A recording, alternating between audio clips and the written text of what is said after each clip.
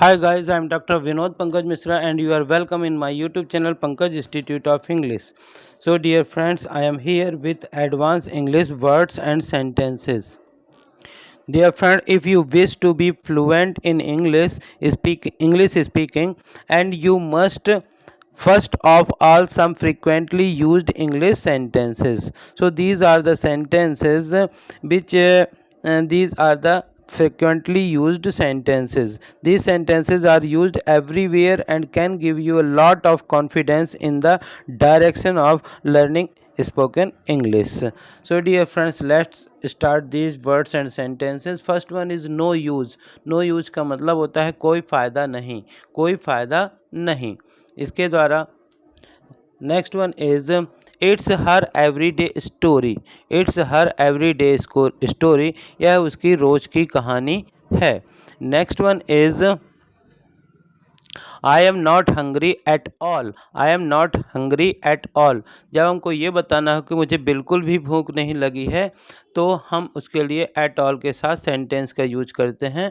जैसे I am not hungry at all, मुझे बिल्कुल भूख नहीं है.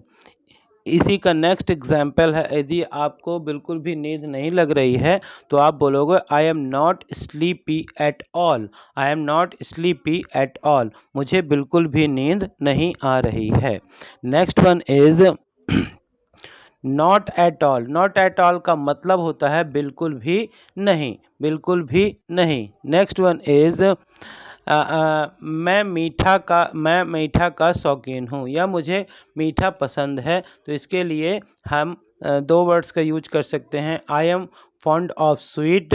आई एम फॉन्ड ऑफ स्वीट भी कह सकते हैं, और आई हैव स्वीट टूथ भी कह सकते हैं.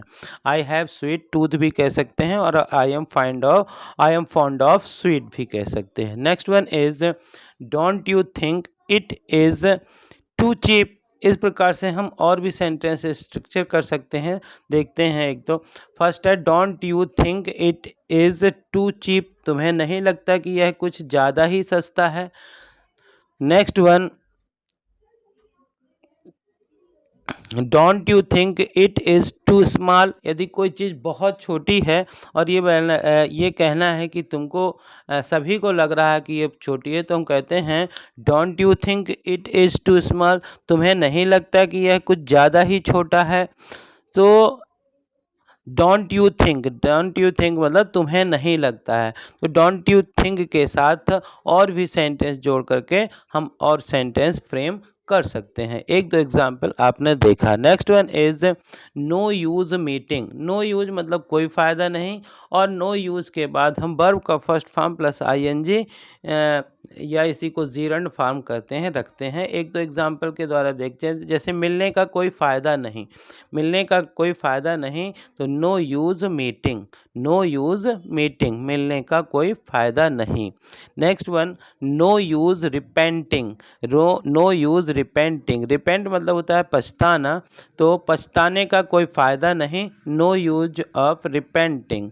Next one is no use of writing. No use of writing मतलब लिखने का कोई फ़ायदा नहीं, लिखने का कोई फ़ायदा नहीं. Next one is no use of meeting.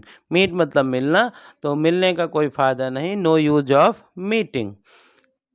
Next one is no use of running. दौड़ने का कोई फ़ायदा नहीं, दौड़ने का कोई फ़ायदा नहीं. Next one is no use of hurrying.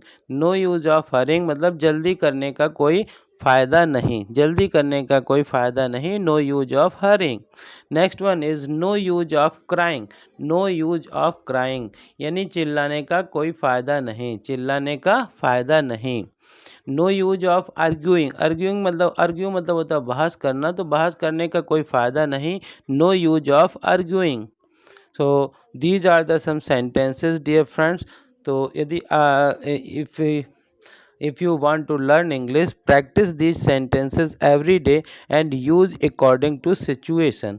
So if you dear friends, if you uh, like these sentences, then please like, share and subscribe more and more my channel. Thank you for watching.